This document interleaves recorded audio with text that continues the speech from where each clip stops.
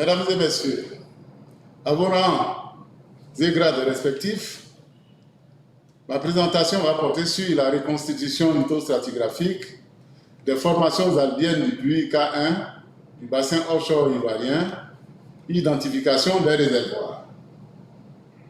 En objectif général, les questions de reconstituer la lithostratigraphie des formations sédimentaires du puits K1 par l'utilisation des enregistrements diagraphiques en vue d'y déceler d'éventuels fluides.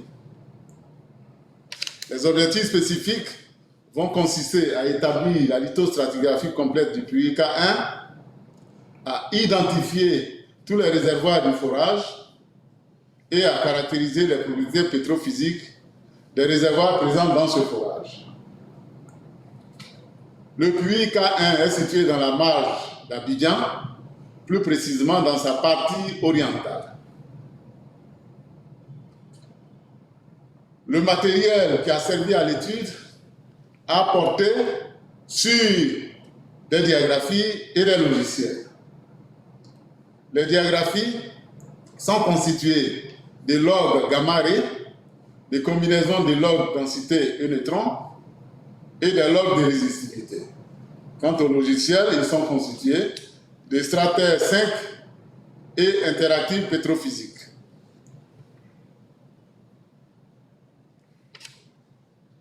Les méthodes ont consisté à la détermination de la lithologie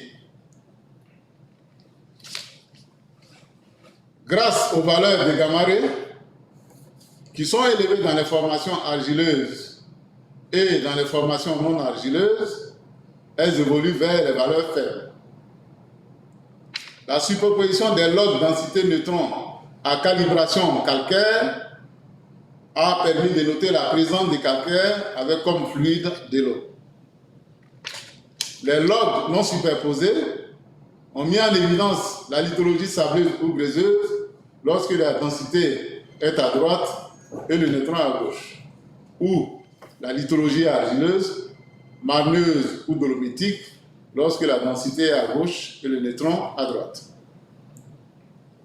Ensuite, il y a eu la détermination des réservoirs et des paramètres pétrophysiques. Les niveaux réservoirs sont repérés par les plus faibles valeurs du gamma-ray.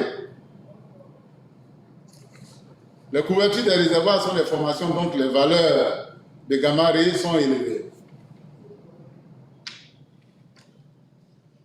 Les méthodes se sont poursuivies par la détermination des fluides.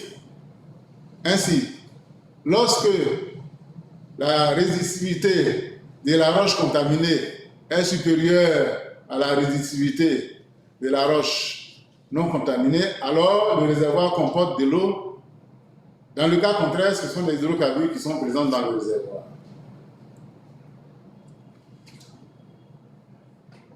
Les résultats obtenus sont les suivants. La lithologie se présente dans les proportions suivantes. Les sables ou grès de 0 à 90%, les argilites de 10 à 90% et les calcaires présents en trace avec des proportions variant de 0 à 10%.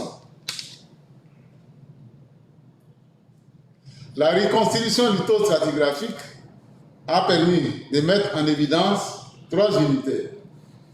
L'unité 1, constituée d'argilite avec des traces de calcaire. L'unité 2, constituée d'alternantes de sables ou grès et d'argilite. Et l'unité 3, constituée d'argilite à fine intercalation de sable ou grès. Les unités lithostratigraphiques ont été mises en évidence par IP de la façon suivante. L'unité 1, grâce au crot plot qui traduit la présence d'argilite calcareuse, dolomitique et même silteuse. Cette unité est la roche couverture. L'unité 2, constituée de la roche réservoir qui est composée de grès à ciment siliceux et calcitique. La porosité de ces grès varie de 10% à 25%. Il est recouvert par une épaisse couche de roche couverture constituée d'argilite de l'unité 1. Les courbes de résistivité et le quick look densité de neutrons ou strateurs révèle la présence des gaz et des pétroles sur une agencure de l'eau.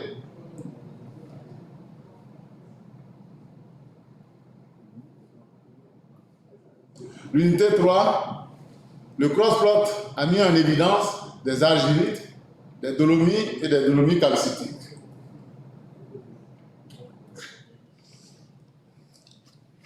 En discussion, la reconstitution lithologique par strate met en évidence 3 unités lithologiques. Ces unités sont constituées d'une alternance d'argilite et de grès avec des rares intercalations de calcaire. Par contre, les cross-plots réalisés par IP révèlent la présence de dolomies et de sédiments mixtes tels que les argilites silteuses et les sables argileux, bien que ces lithologies soient absentes sur les logs de pourcentage et lithostratigraphiques des strateurs. Ainsi, l'absence de la dolomie dans strateur pourra s'expliquer par l'utilisation d'un cran par d'échantillonnage ou d'une technique d'identification des carbonates inadaptés pour les dolomies. Les faibles valeurs du gamma-ray dans les argilites du puits témoignent d'une importance des éléments siliceux dans ces argilites. Cette assertion est soutenue par les travaux de Kwao en 2017 qui mettent en évidence la présence d'argilites silteuses dans les formations du Crétacé supérieur. En conclusion, la reconstitution lithologique des formations de ce puits révèle 3 unités lithologiques qui sont dans le centre du forage, l'unité 1, l'unité 2 et l'unité 3. Les épaisseurs respectives de ces unités sont 35 mètres, 109 mètres et 52 mètres. L'unité 1 est constituée d'une épaisse couche d'argilite formant une roche couverture. Ces argilites sont dolomitiques et calcareuses et rarement sableuses. L'unité 2 est caractérisée par une alternance d'argilite, de dolomies et de sable ou grès. Cette unité est caractérisée par l'existence des réservoirs à hydrocarbures. Ce sont des réservoirs gréseux, donc la porosité est assez bonne à très bonne. Ces réservoirs contiennent du gaz, de l'huile et de l'eau. L'unité 3 comprend des argilites avec un banc de sable ou grès et des traces de calcaire et de dolomies. Les argilites sont carbonatées et sableuses. Les carbonates, calcaire et dolomies, et les sables ou grès sont argileux. Ainsi prend fin ma présentation. Je vous remercie pour votre attention.